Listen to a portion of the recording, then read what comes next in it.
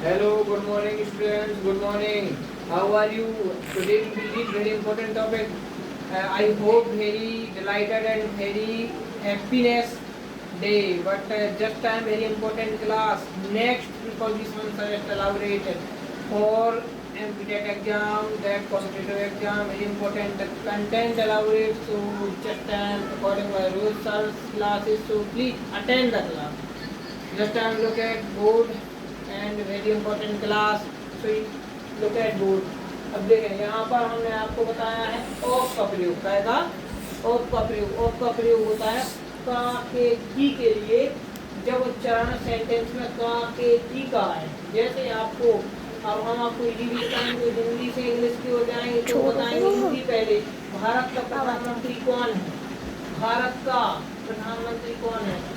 ठीक है, तो यहाँ पर आ जाएगा who is the PM of India.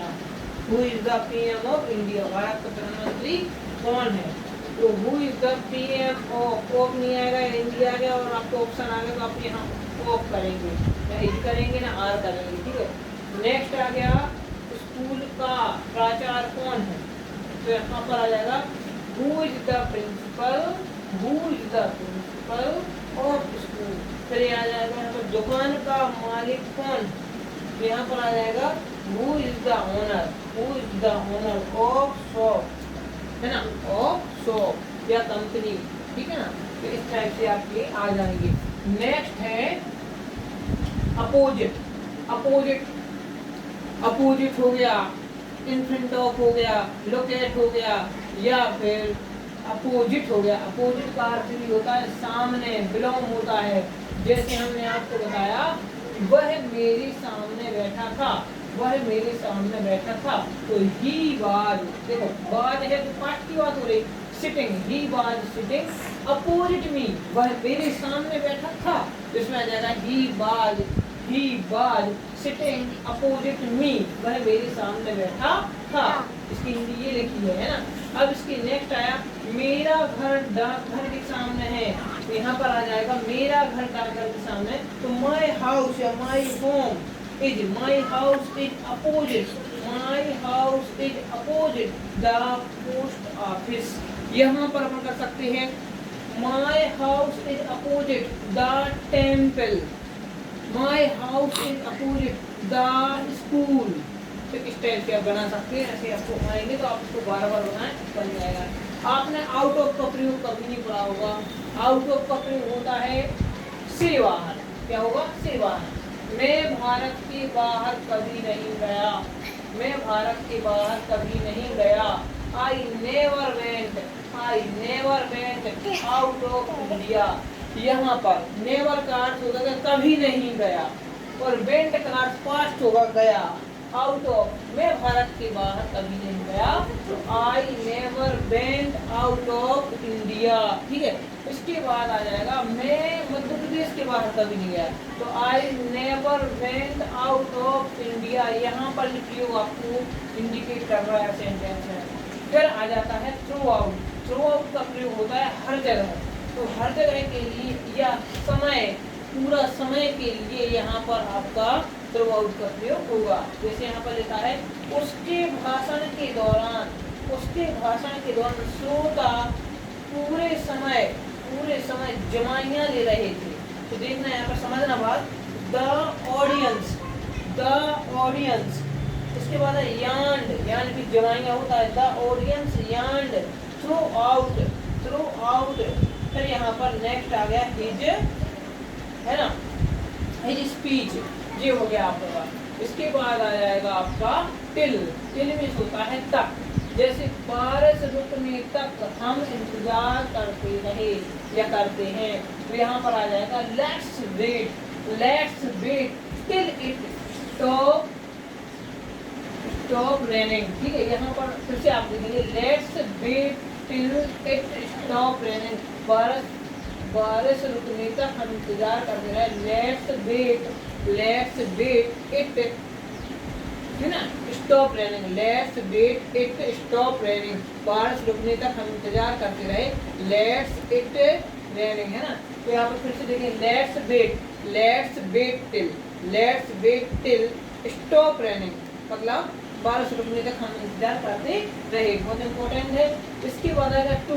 To का अर्थ होता है से के लिए, जैसे मैं स्कूल जा रहा हूँ, I am going to school, I am going to school.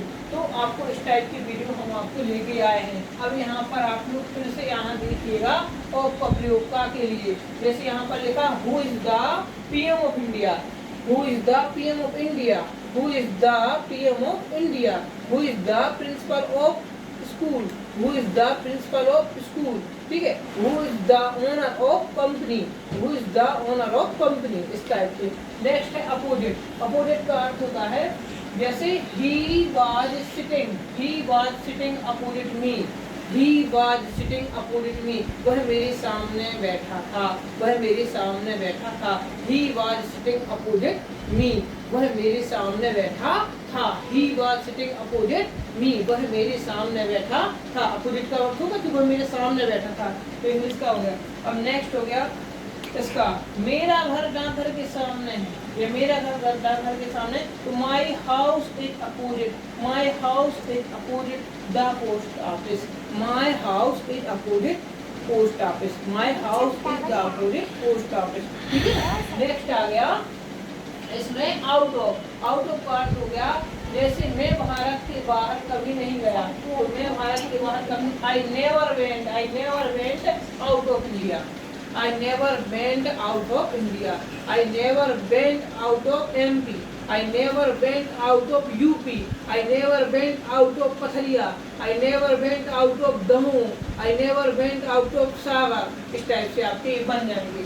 Next है थ्रू आउट। थ्रू आउट का प्रयोग होता है हर जगह, जैसे इसमें आ गया ये वाला जो प्रयोग है बहुत इंपॉर्टेंट है। The audience yawned throughout, the audience yawned throughout speech, the audience yawned throughout speech. Yawned का अर्थ होता है जमाइयाँ, स्पीच का अर्थ होता है भाषण, और थ्रू आउट का होता है हर समय, हर जगह, पूरे समय।